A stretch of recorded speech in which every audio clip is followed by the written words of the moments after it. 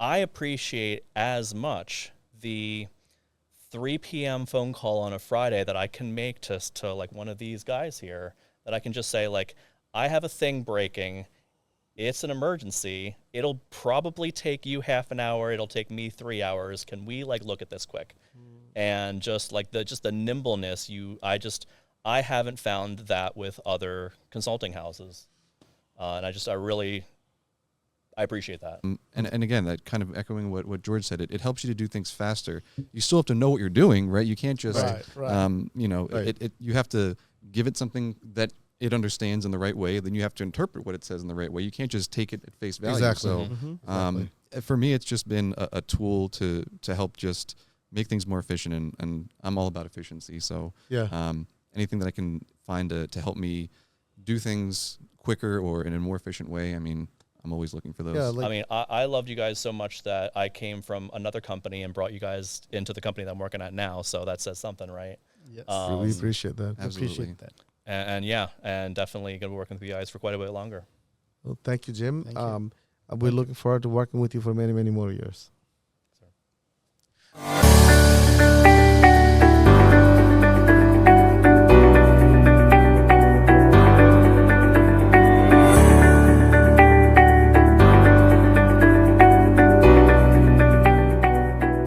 Welcome to another episode of Micronetbd podcast. Today we have a very dear friend, colleague of us, Jim. Jim, would you like to introduce yourself? And go ahead. Sure. My name is Jim Stoltzfus. I'm the Senior Salesforce Administrator at Telestream. And I've been working with the folks here at Micronetbd for quite a few years now. And so I'm glad to be able to meet you all in person for once and see your beautiful office. Awesome. What took you so long, Jim, to meet us? I can't tell you. It's been years. I think we've been together now 4 years. Yeah. And actually, this is the second company I'm at that I've been working with Micronetbd. I'm just about an hour or two away in Pennsylvania. So Amazing. It just took a while, but we all work so efficiently remotely that I just finally got a chance to come up and visit you guys. But yesterday I was at an event in Philly, a community-led group called Mid-Atlantic Dreaming. If anyone's not aware and you're in the Salesforce ecosystem, definitely check it out for next year. I was there yesterday all day, learned a lot of great things. It's a community-led group, so you really get a lot of tips and tricks from people who are kind of doing the same work that I am. Get to meet a whole lot of people that are local that you can kind of like bounce ideas off of and things like that. So I was down there in Philly yesterday, and awesome. I couldn't come that close to you guys and not finally come and say hello. Thank in you, person. really appreciate it, Jim. And once again, if you guys are new, for our new audience, we have George with us. George will introduce himself. Yeah. Hi, I'm George Ayub, CEO of Micronet. So it's finally good to see you, Jim, here in the office. We have worked together more than 4 years. And as a Salesforce partner, we work with a ton of companies. But I have to say, Jim is one of the most, the smartest from a business and technical side. He has a really solid hold of Salesforce architecture and how technologies come together. And I know by talking to clients in the first 5 minutes, the depth to some extent, because I've been doing this over a decade, and I have to say it's a pleasure working with someone who understands not just one side of the equation. He understands the configuration side, or the business side of what is important for business stakeholders. He also understands the deep technical coding side as well. So although Jim would always be humble and say, "Oh, I don't do coding," but he understands that. He doesn't show that off. He doesn't show. So I don't know coding yet. I'm working on it. You know enough. I'm learning. I am learning. Yeah, he knows enough Picking a to. few with you guys. Yeah, if you're working with Jim, he says he doesn't know coding. Don't believe him. So he knows. He is very good. So it's great to work with a very knowledgeable client, and it's been a long relationship. So Right. Michael, Also, we have our senior Salesforce architect, Mr. Michael, with us. Michael been working with Jim for a long time as well. So, Michael, Yes. introduce yourself and talk about your Yes, my experience name with is Jim. Michael Dusanowski. I'm the Senior Salesforce Engineer here at Micronetbd, and as everyone's been saying, we've been working with Jim for a while. It's finally great to meet him in person, but I think everyone should follow Jim as well. If you're not on LinkedIn, we'll put the link in the comment or in the description. But yeah, Jim is, just to echo what George was saying, he's been a really great person to work with just because of all the different kinds of experience that he brings. And at the end of the day, he's just a very down-to-earth person. So really happy to have gone through several projects with him and hopefully many more. Awesome. Yeah, Jim, if you want to add something. Thank you. So like I said, I've been working with you guys for a long time. In fact, now I won't name any names, but when I came to Telestream, there was a large implementation going on from a very large consultant, and we wrapped that up, and it was great. But at the end, I said I know a crew of people who they can handle both big projects and also just, hey, I'm an in-house admin. Myself and Christy Kleinfelter, who's the other in-house admin at Telestream, we're just a crew of two. There's a couple of other people, but at the end of the day, some of these projects need a lot more help, right? They either just from a capacity standpoint, right? So how many employees at Telestream right now? Under 500. It's a decent sized company. Yeah, around more than 100. So that's a lot of people to have to manage for just the Salesforce space and plus all the 300 or 400 Salesforce users, because right, quite a few are on the technical side that they don't really need Salesforce. They're implementing our solutions at Telestream, but quite a few.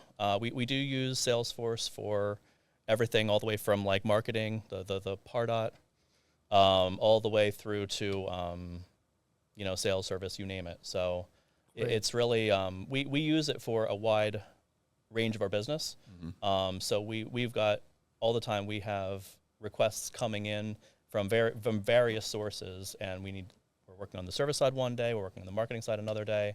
So it's quite demanding, and a small team can handle the things coming and going, and we can oversee kind of the overall strategy, from data architecture to hygiene, all those things that we need, right? But what we can't do is we can't scale up to be 5 people all of a sudden, So whether it is no one admin, even the two of us are senior level admins, we've been doing this 10, 11 years, but no Salesforce professional is going to have expertise in every aspect of the ecosystem. It's so wide ranging, and we're using a lot of it at Telestream. So you guys are great when we get into a place where we don't know a specific area, and learning it would take too long. We'll come to you guys, and you guys usually have there's one expert for this piece of it sitting here, and if we need another piece of it, they're sitting over there, and you guys bring the right people together, right? So it's both expertise, but also just capacity. Sometimes we're just 2 people, and we need to kind of, it's a larger project that would take more than 2 people. So I just want to take the floor and say this, Jim. It's a privilege and honor to work with Telestream, because when I'm an influencer, so I was using actually Telestream products for a long time, when back in 10 years ago, Wirecast. And people who are actually my audience, I have a separate audience base, people who are influencers, social media personalities. You guys know Telestream, but you guys don't know Telestream, because Telestream is the back end of the company, but you guys know Wirecast, you guys know Elgato, which is one of the Telestream products. All the influencers, all the social media personalities actually use those products, but Telestream is the basically parent of those products. They are it's all these products under Telestream. So a funny, interesting story is one day I was talking with one of the Telestream people, and I was telling him all these product names. He was like, I don't even know these products. We are actually partnering these products. You're working in the back end. I'm like, I know your products more than you, because I've been using these products for a long time. Wirecast, I've been using it for 12 years. I got to cut you off. I think Elgato isn't us. Elgato is your partner. It's one of the partners in Telestream. When you go to the website, it says there, Elgato. Okay. See, when you go to the website, it says Elgato is one of the partners of Telestream. Okay. And all the live stream that happens in a lot of big NBA and a lot of live streams that happens, it actually runs by Telestream. So Telestream is actually really, really big. But like I said, it's a privilege to work with Telestream and know Telestream. And I just wanted to share the floor and say that. I appreciate that. Well, and we just got back from a very successful show at NAB in Vegas. if you're in the industry, you know who Telestream is. It's one of those kinds of companies where if you're not in the television streaming, the audiovisual space, if you're you maybe never heard of them. Yeah, never heard of them. Yeah. And in fact, that was true of me before I started there. So kind of funny story. I started up in the booth at my church. So I do the kind of streaming and stuff like that. We have a Wirecast box up in the booth. Right. The logo's right on it. I just it never occurred to me that I had been using Telestream before I started at Telestream, right? I've been using Wirecast. I'm actually getting pretty good at like switching between cameras and things like that. And that's just like, that's, one of the kind of many products, obviously, like that's the small end. Our church just streaming to like YouTube and Facebook is the very, very small end of the customer base. Small in terms of like, it's very critical to us, right? But our use case is much smaller than say like NBC, YouTube, all the kind of big players they're also using all of our products. So back in the days when like Facebook even didn't have the live option, YouTube had the live option, but you could just only live from certain other like paid apps. And I remember that I had Wirecast, and I used to do live on Facebook, but Facebook didn't have live. So my audience used to get like, shocked, like, how are you doing live? Like, how is this guy live? But I was using Wirecast with the API from Facebook. They had an API in back end of Facebook to go live. And that was a testing period of Facebook to have live. And so I was actually using that. You really have been doing this for a while. I've been doing it for a long time. Even Facebook was having the live. And also my profile got verified as a public figure. And then Facebook gave only the public figures the option to go live. And so that time we could do live from the there is an app from Facebook. It's called Mention. Only from that app you could go live and do it. So that time it was also a privilege to go to live and show off that you're the only person who can go live. So it's like that. So that time I was using Wirecast most of the times, and I remember I was using Wirecast on the Windows, and then I bought a MacBook. And that time Telestream didn't have Wirecast didn't have a good support for MacBook. Like you could install it there, but you couldn't use it. Like you couldn't do a lot of customization in Mac, because MacBook is very tight, and they're very big with the security, and they don't give you all the accesses like Windows does. So I've been using it for a long time. So I knew the product, but I didn't know that Telestream owns it. So when I first came to know about Telestream, I was so excited. I'm like always telling George, I used to use this product, and they're the one who's owning it. I can't even believe it that I'm actually doing it, and I've been doing it for like 10, 12 years, and I'm still excited. And all the people who actually do live stream, and all the influencers, like I said, people who are actually big people that know the Telestream name, but all these young influencers, they don't know actually Telestream is the one that is owning all these platforms, all these apps that they are using to go live, do Twitch streaming, all these things, all the YouTube streaming stuff. So Telestream is the like main product behind, an org behind it. Yeah. So I'm excited, like as you can see. And George, if you want to share some thoughts about it. Yeah, no, I mean that it was very cool just to know that Telestream is the main engine behind all these great things. Yeah, sound. And even the NBC, Universal Sports Games, using the product. So switching gear a little bit, going back to some of the before Telestream. So Jim and us started working in his previous company, and what was impressive was the project that we had designed together. It involved Financial Force, and how it's a major product, Financial Force, and the goal, Jim's goal was to how can Castle wasn't properly utilizing it? Maybe this part of Financial Force, this part of Financial Force, right? So, like, why is the company paying so much money, right, for Financial Force? And that's Jim's objective was, how can we get rid of Financial Force, but capture all the functionalities in Salesforce, right? So normally we implement Financial Force, right? Yeah. So it was we haven't really before that project, we haven't really removed the dependency. So that's when Michael and I were very much involved. So, and with Jim, and there was Travis too. So all of us worked together in designing and architecting a solution that we were able to replace Financial Force with such massive product. Amazing. With standard Salesforce. We had to build a bunch of stuff, and that's when we started working with Jim deeply, and that's when we got to experience your skills and the whole team. And Michael, I remember during that time there were some deadlines, and I think with Jim and others and us too, there were nights where we were all night, and then the morning happens and we can hear birds. Yeah, right. You remember that?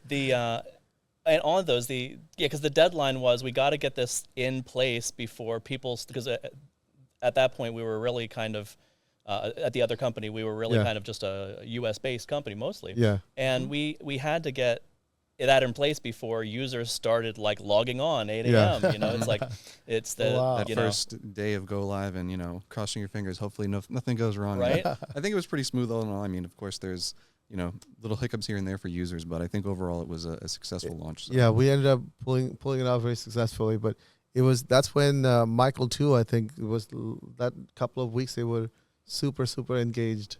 Yeah, and I think one of the things I loved about that project is not only was it a huge cost saving for the company that we implemented it for, but we were also able to do things that Financial Force didn't do, right? Because we were kind of the architect. We did a lot of customization things and things that maybe weren't as easy to implement in Financial Force. That was a really fun project to work on because not only were we architecting something big and kind of trying to replicate something, but we were also adding our own touch to it. Exactly. So if you and think there was like a lot of UI elements that we had told people in the past that weren't possible, and you guys came in and were like setting up things and oh yeah, absolutely. Let me just show you what that'll look like, and putting together early wireframes with users, and I'm sitting back there really impressed. That's really gonna change their lives every day. These little saving a couple clicks here and there is it's a lot. And I remember even just going through, it was I really liked working with you because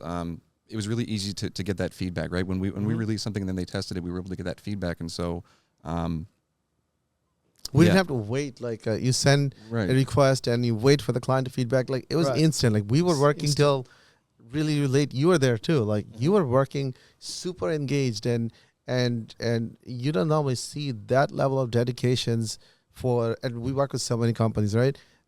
But from Salesforce team, if you're working for a large company like 400 or 500 employees, the accountability factor is not as big as if you're working in a 20 employee companies, right? So you can get away with a lot of stuff. You don't really need to be that dedicated, but Jim was. Jim was working at midnight. I think there were things like that. Yeah. It's because of things like that we were able to kind of pivot sometimes when we kind of. Exactly. I remember, just changing things Jim kind of from the technical side brought up the whole UI and wireframe, and I remember thinking, well, at first we're only going to have X number, but actually no, it turns out we're going to have this many, so we had to kind of redo it. But it was really that. I think ultimately business comes down to communication, right? Yep. You have to be able to communicate what you want to whoever's going to implement that for you. And I think ultimately it was just the communication that we had with Jim and his team that really helped that project flourish. So exactly. It was very creative because Financial Force is massive. So even when Jim's plan to replace that with something, so we had to basically recreate. So if you think about it, we actually created a smaller version of Financial Force. Yeah, you really did. And Financial Force, I think it's, what is it, Certinia now, something like that? Yeah. But Financial Force is it's a good product for a lot of companies. Yeah. Right. But at that point, when I had arrived, a couple of us had arrived, it wasn't really being used. It was the leftovers from it were being used. So we couldn't just turn it off with a couple of clicks, but we weren't actually using it as an ERP, right? So we were left with the cost, but not the benefit, right? And then after that company kind of, they did move to a different ERP and fully kind of made use of that. But in the meantime, that early project that we brought you guys on for, it really it's immediate cost savings. Yeah. And that was an example of, it was a very large project. We needed all hands on deck for quite a few bits, including just discovery. We needed help with discovery, right? But I appreciate as much the 3 p.m. phone call on a Friday that I can make to one of these guys here, that I can just say, I have a thing breaking. It's an emergency. It'll probably take you half an hour. It'll take me 3 hours. Can we look at this quick? And just the nimbleness, I haven't found that with other consulting houses. And I appreciate that. Thank you. Thanks for mentioning that. Yeah, we try to, because whenever we work with clients, we try to, each project we take it very seriously. Like, we are fully engaged, and we try to make sure if we try to treat people the way we would like to be treated, and that's been the philosophy of the company. And I think so far up to this point, we spent $0 in sales and marketing. So all our growth has been organic and through word of mouth and from referrals from partners, etc., and clients. Awesome. One more question, Jim. How did you like the office? Oh, well, I don't know if you noticed, I like bright colors. So yes. Walking around here and walking around here, I love it. Awesome. Yeah. Every time when we ask this question to someone, they always come up with the same answer, that it's really bright, it's colorful. When we get in here, it's really positive, and that was the goal, actually, to keep the office really positive and colorful, because sometimes it gets kind of tedious to work with like big codes and solving big problems, but when you have bright scenario, bright environment, you feel like keep going. You don't feel bored. The thing I noticed before you even started kind of giving me the tour of this office was that you all set it up purposefully. Yes. Right? So just walking around here, things like there's a small area for if someone has to bring in their kids or whatever. There's there's food over there. All the desks are set up so that they can like stand or whatever. And sit, yeah. And everyone's kind of in these kind of pod formations so they can collaborate really well. I mean, it's a model of an office where I can see how you guys collaborate so well because of the way you guys set this place up from the ground up. Right. To be just like the ideal space for your team. We actually had the plan of having the cubicles, and then George was like let's have open space, because you want to collaborate and talk to each other, and we always encourage new people who are like just fresh graduate or trying to come to Salesforce, bring those people, so it gets really easier for them if they can collaborate with the experienced people like Michael, Safayat, and all this. So the open space actually works for these kind of scenarios. Yeah, absolutely. I think it really helps to just spread the knowledge and just that, as you were saying, like putting up even just a small cubicle, that separation of things, it's like you don't think about it, but it's like it's so much easier to just move your head than to have to look over and stand up and be like, hey, it's odd and kind of echoing I know, Jim, you're certainly a proponent of working remote, but I think with what Tassin was saying, when we have a lot of sometimes when we bring in some younger guys, it's a lot easier for us to interact with them in person. But we certainly do have remote people as well. But yeah, I certainly like coming into the office as well. I will agree. Remote is great, but I don't know if it's for everyone. I do consider myself lucky that I had started out at a company where I was local in Lancaster, kind of built up some skills and worked side by side with people like Christy Kleinfelter, who is, 2 jobs later now, we had an opening. We had so much work at Telestream when we started that I was like, this is more than one person, one admin. I need some help. And we were able to make an opening, and I brought her on board there. So we both work remotely, even though she's just down the street in Lancaster. But again, I'm glad I had the chance to, early on, kind of collaborate with people in real time. The tools are coming around, and I think some companies are set up well to be able to handle remote collaboration, but it's an extra challenge. It's an extra cost. It's a challenge, yeah. So it has to be balanced out against things like real estate costs and just all that kind of stuff. I think specifically for like as small medium businesses like ours, where I think it's really appropriate for you guys. Yeah, exactly. I think being here really makes a difference in terms of just not only the company culture, but just being able to share ideas. It feels just natural, I guess. And I get panicked, because I'm not a developer. I don't understand codes. I just understand the business architecture, and I do the project management. So anytime, whenever I'm handling a client, and if a client faces any issues, I get panicked when I'm at home. But when I'm here, I don't care what big of the problems come. I know that I can go to Michael, I can go to Shafat, I can go to anybody and be like, hey, my client is having this problem. Can you help me? But when I'm in remote, working from home, I'm getting panicked because I'm chatting with Michael. Michael is busy with something else. Shafat is busy with something else, and I can't get anyone. I have to call them, and Shafat always cut my phone. He's like, I'm in a meeting. So I'm like, man, it's tough to work from home when your client is having problem. So one day I was actually texting George. I'm like, George, I'm into a problem. Nobody's just responding to me. I'm like, I hate working remote, because just help me, I'm having this problem with the client. George is like, just sit back, wait, let me see what's going on. Then he actually jumped over and helped me. But so it's the culture actually you get used to. And when you are not 100% dependent on yourself, like myself, I'm not a coder, I'm not a developer, so I need to actually depend on Michael and some other big developers like Anmol and all these people. So I need to have these people around me. Otherwise, I get panicked whenever I'm working from remote. So it actually depends what is your position, what kind of abilities you have. But yeah, George, you were saying something. No, I mean, I think like going back to the old days when I was growing up in my career. So I think initial phase is very important for people to have the in-person at the beginning of their career, because what happens is like my first career-wise, the people who sat next in the next cubicles and the company culture and getting to know everybody, the team spirit. Like people that I work with early days, they're still friends, right? Still friends. And yeah, I don't think the bonding is that strong when you are remote, at least initially. And 100%. Fresh graduates working remotely, I don't think they're getting used to it. The reason it works for Jim is Jim had the exposure in person with the team spirit in a physical office in Lancaster. That gave you the basics. I will say, though, I will argue with you a little bit and say that it is possible. And for some companies, if you are a company of like 500 to 1,000 people, being diffuse across the country, you may have to. Yeah, right. So you don't have any choice. You don't have a choice. I will argue that there is a way to set up your structure of your company. Especially though some companies are just completely remote, right? Maybe they started out that way. With some intentionality, it is possible to have a strong culture.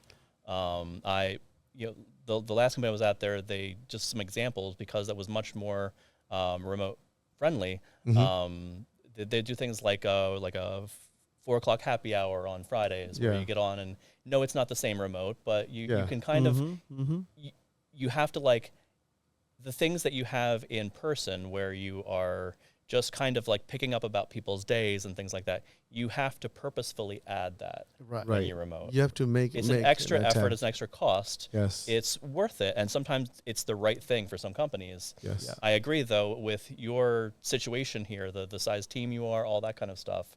Especially in an office like this where you've set it up from the ground up really purposefully. This is just a great situation for you guys, and I'm really happy for you. Oh, thank you. And we also have an education entity, as you know, for the Salesforce resources, because interviewing people, like you and I talked about it before, so many resources. We would interview hundreds of interviews and won't find an actual person who 30 can... certifications. 30 certifications. They cannot, like, business problem, what do you mean? Right. So it's... So that's why we have the education unit, and a lot of these our graduates, it's if they get into a remote job, they'll never learn like they'll have to make so much effort to learn to work in a team atmosphere, right? So that's why we bring them in here to give them some experience here. But then I always tell the students, like, you need to find in-person job at least your first year, first 2 years. Otherwise, you're not going to learn, especially if they're fresh graduates, and you're not going to learn to become a team. Like a lot of fresh graduates, like you and I, when we were growing up in our careers, it was a different world. But a lot of these kids coming out of the college, they don't know anything. Like they cannot solve problems. Their colleges are not, I don't know what it is nowadays. They're not building with the right problem-solving mentality. It's like, you gotta, and they don't have the same level of business ethics like previous generations had, and it's a lot harder to hire. Did we have that before we learned on the? I mean, that's true. That's you true. know what I mean? Is it really that different, or is it just that we were trial by fire? It's hard to know. I'll give credit to one of the speakers yesterday at Mid-Atlantic Streaming.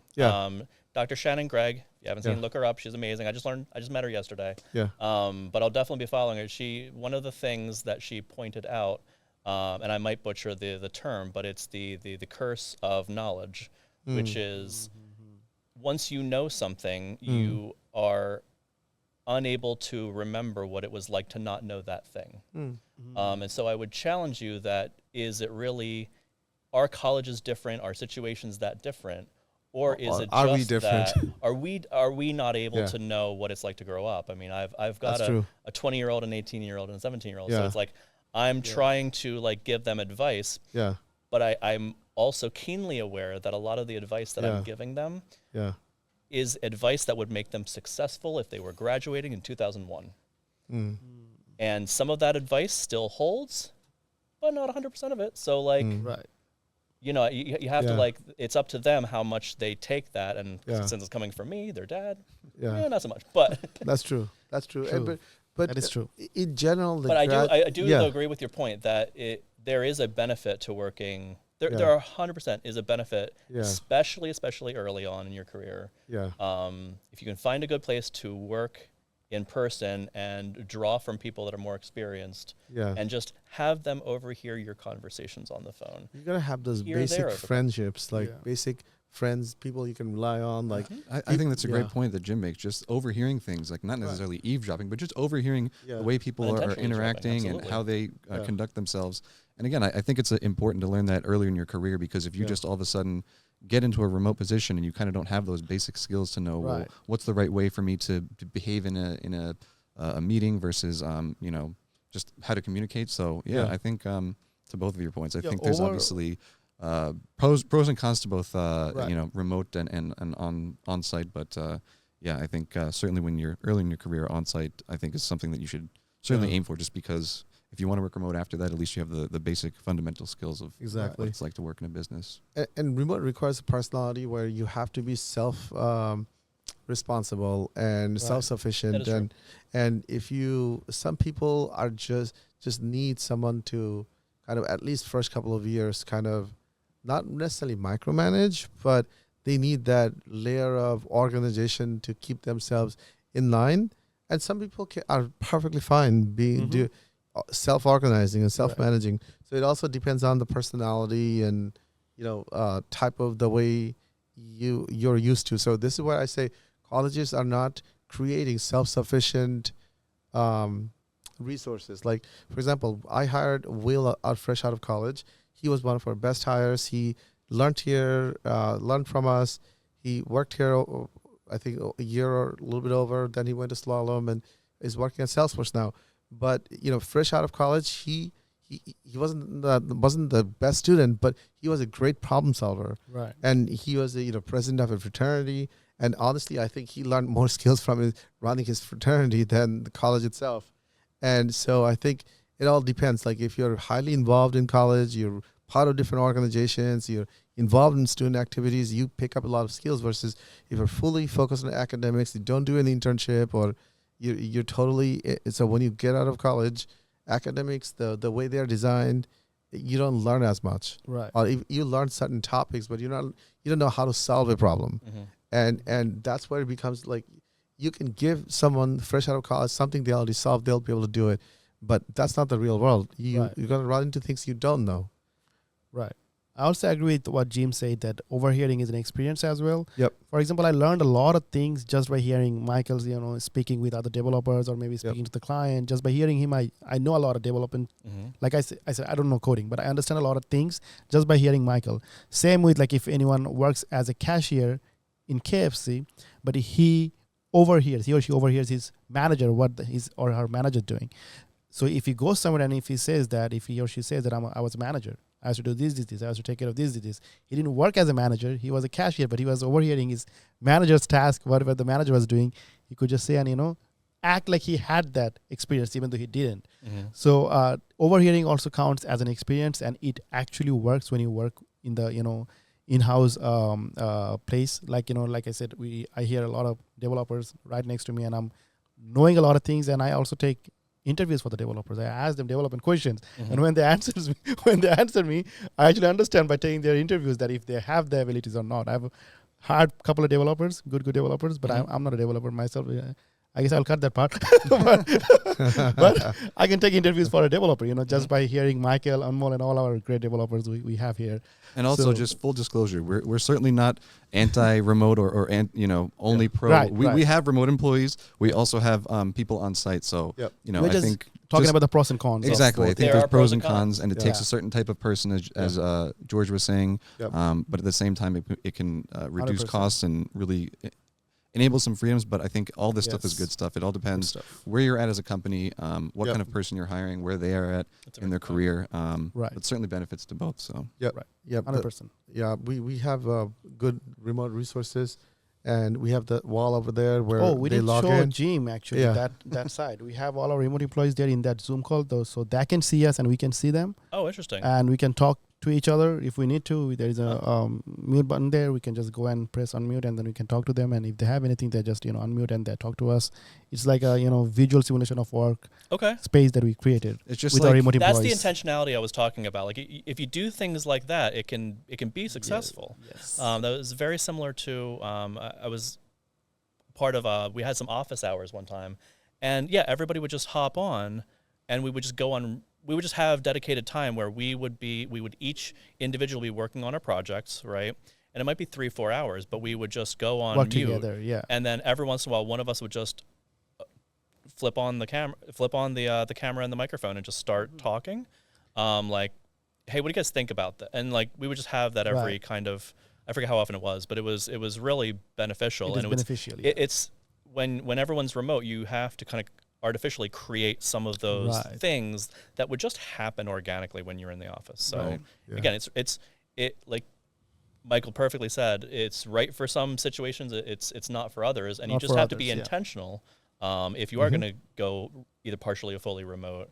Yeah, I think, and that handle just it. kind of goes along with those little small changes that I think Tassin was talking about, like having those walls and the dividers in a cubicle, and being able to just talk out loud versus typing something. Okay, yeah, maybe they'll respond, but just it's those little small differences I think Small that make differences. a big difference in the overall feeling of how the company culture is. But yeah, definitely appreciate all the remote employees and 100%. love the office here. Yes, 100%. So switching gear, I would like to talk about AI. So all of us, in Salesforce space, we solve problems and did projects before large language models, and we're doing it after, right? Mhm. And I mean, there's a huge change, right? When we started working with you, that was before the age of AI, right? But now, I mean, I think even from an implementation, how we track projects, every single interaction, we have AI running to summarize. I mean, things have changed so much since Drastically. in the last 2 years. I mean, we didn't have this before. Now I can open up a Salesforce account, and every single email interaction, we have it automatically summarized, and so and those are internal apps we have to do that.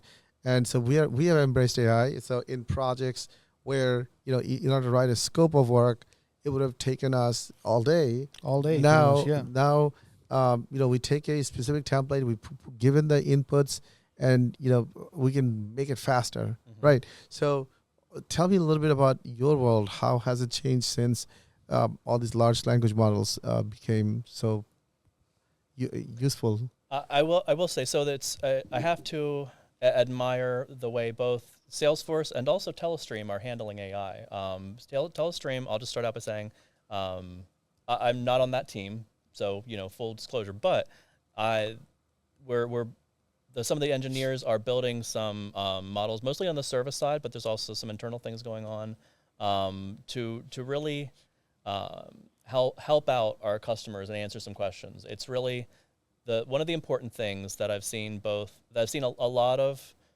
companies emphasize is that we're not trying to hide the fact that if a customer is talking to a bot or whatever, a chat bot, we're not trying to hide that. We're just trying to, maybe we can help you get the answer a little faster or at a lower cost for us. Yeah. Either way. So of course it's a cost savings on our side, but even more importantly, it's a benefit for Telestream's customers that some of the things that I've seen being built, I can't speak to them, but some of the things that I've seen being built that are coming are really going to be a benefit to getting our very technical customers their answers as quick as possible. Nice. What about from a Salesforce admin perspective? Like from your job, day-to-day job, have you experienced any changes with these new tools? And this we probably may want to cut, because we really haven't, because we haven't invested in Data Cloud yet. I've really just been on an educational journey, learning what it can do. But some of the tools coming out from Salesforce, like Data Cloud, and of course all the Einstein One platform, saw some really exciting things at TDX here in San Francisco last. What about just using ChatGPT or Sure. Claude and etc.? Has that made your life easier, faster? As an admin? I wouldn't say we're I mean, we're embracing it, but I wouldn't say that it has made that much of a difference, to be honest, which is not a, all that interesting of a take, but that's a fair assessment. I think the critical thing about AI that we're seeing, and I'm focused on right now, is cleaning up all of the data that AI is going to use. Right. So if we're going to have our customer service reps using Salesforce and having them pour through the knowledge base, that has to be up to date. Sure. And for most part, it is. Yeah. If we have next recommended actions for our sales team, we can't have like duplicate records, because it's going to confuse which record you're talking about, things like that. And that's something that you'll hear that from a lot of companies, but it really is critical. Implementing AI successfully is a data problem first, and secondarily is all the logic around the large language models and all that kind of stuff. Yep. So it makes sense. Telestream is preparing the baseline before you can start utilizing AI. Yeah, so that makes sense. So Michael, you embraced AI a lot internally for different projects. Can you talk about how you're using AI? Obviously, since GPT-3 came out, it was kind of like feels like it's been a revolutionary change in the world. Again, my experience with AI has been, I don't really think that it's so much people should be afraid of it taking their jobs. It's more of just a tool, another tool at your disposal. And again, that kind of echoing what George said, it helps you to do things faster. You still have to know what you're doing, right? You can't just, you have to give it something that it understands in the right way, then you have to interpret what it says in the right way. You can't just take it at face value. Exactly. So for me, it's just been a tool to help just make things more efficient, and I'm all about efficiency. So anything that I can find to help me do things quicker or in a more efficient way, I'm always looking for those. Yeah, like a couple of cool use cases. For example, we took, let's say we're doing an internal project or internal apps. We'll take all the code, everything from the internal app, and then we have then trained on that data, and then now we can ask, like, okay, tell me what part of the code is sending out notifications. Let's give an example, and then it will spit back the answer. So that's that's very useful for kind of figuring out problems down the road as we're supporting clients. A couple other use cases I would say is as we are preparing different documents, I can give it a sample, like here's a sample of something we did before, and but this is for this client, and these are the things that are different. Please go ahead and create a new document based on my previous one, and while keeping these factors in mind, and then it'll speed up the information that then I can give it to our marketing, just format it up, right? So it's kind of things that would have taken me 5 hours. Now I can get it done in maybe 2 hours. I think that's been our experience. Yeah. Exactly. Just another tool in the arsenal. Like, you know me, I always love to get the extensions and all the tools that help make things more efficient. And certainly, AI has its great uses in terms of being able to make things quicker, but at the same time, like I said, you have to know what you're doing. So exactly. A lot of people are like, how did you get that done so fast? Like, I tried with AI didn't work. Well, you have to know how to use the AI. Right. And I think that is the trick. Like, it's at a point where, technical folks like us, engineers, like problem solvers, we can use it, and it's very successful. But then an ordinary user, if they go try to use it, they're probably not going to find as much success from so It all depends what you're trying to solve. I think we're approaching a maturity cycle. Like what you said, I think the most critical part about all of this is what you said about it being a tool. Yes. It's not a replacement, it's a tool. Right. And I think a lot of people, the hype cycle has come down just a little bit. Yeah. And I think people are most people are realistic about that fact. Probably the perfect example of that is, as we talked about, I'm learning more and more about coding directly. I'm pretty proficient on flows, all kinds of other kinds of automation. And I've reached a point in my career where I really need to learn to be able to sit in front of a terminal and start coding, right? It's a funny moment to do that. So I took a really great, it's a 3-day boot camp that was attached to Trailblazer DX a couple months ago. So I spent 3 days learning front to back all about Salesforce coding. It was drinking from a fire hose. It was, because a lot of this is new to me. But I'm getting a couple things and they're working and all that stuff and it's great. Then the 2-day event that was attached to it, that was after that 3-day boot camp, was all about how Salesforce is building all of these new tools that will do development for you. And I'm thinking to myself, I'm really glad that I'm learning how to code by hand, because yes, it'll be nice if I start typing and it fills in the syntax for me, right? Because I haven't been doing that for 20 years, right? Things like actually typing in plain English and having it spit out Apex code. I'm not sure about that yet. Like that's I'm skeptical, but we'll I wait to be proven right or wrong. We'll see. But I'm glad that I'm at this point where there's a lot of resources to be able to learn how to code and experts to draw on, like you guys, to be able to learn how to really code and structure my code properly before I have these tools available to try to help speed that process up or find errors or whatever else. And these tools are never going to be 100%. Yeah. I'll tell you that. And I agree with that. Anyone who says, like, I heard a lot of even some people say, like, oh yeah, Salesforce, you can just use this AI and it will code itself. That's just just not going to happen. Impossible, It's going to be, if you already know how to code, it will just make you faster. Instead of, to summarize, it's like it's not going to replace your job. It's gonna just make you better in your job. Right. It's gonna make you more efficient. But it cannot be actually replacing you. like, for example, if you're writing a test class and you got 60% coverage and you tell it, okay, I'm getting to 60%, I cannot exceed 60%.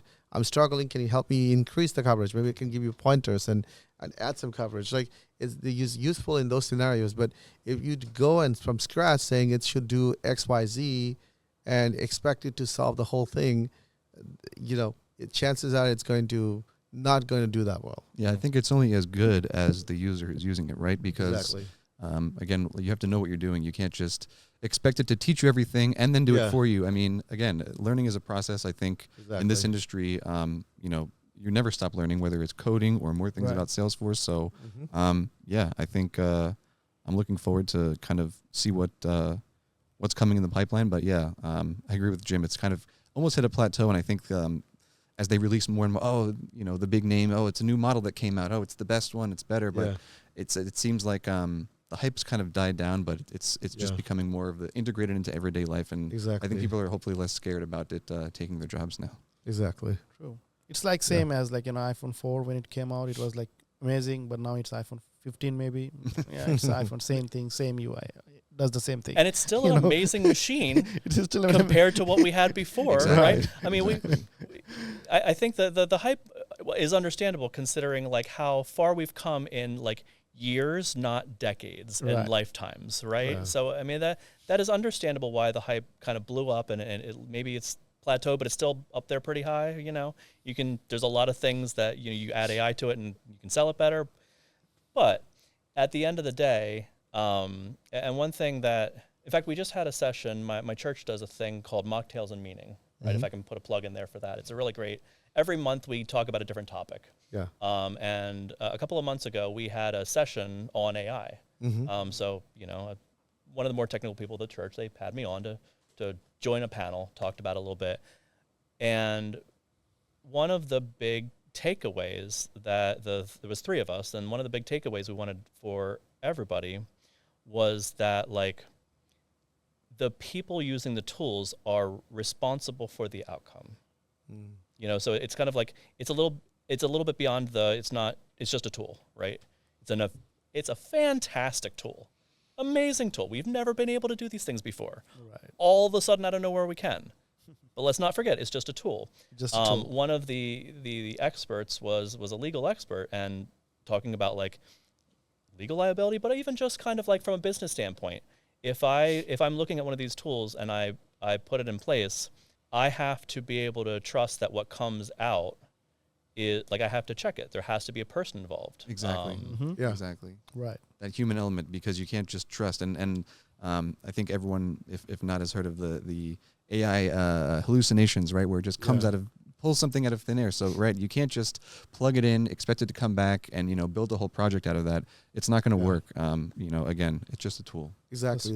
Like for example, like a Tesla, like my car can drive itself, but then if it gets into an accident, it's the driver's fault, right? Driver's fault. It's and you got to be responsible for the outcome. Now, one thing, I mean, LLMs do excite me because, like when I can chat with ChatGPT now with the ChatGPT app, right? Like I can ask and it can respond back really well with the whisper they use. Voice recognition is really good and talking back is really good. And I just saw a news article, Tesla is releasing some sort of voice where you'll be able to talk with your car. So I don't know if you watched, but I grew up watching Knight Rider. And it's here. Yeah. So it's almost here, right?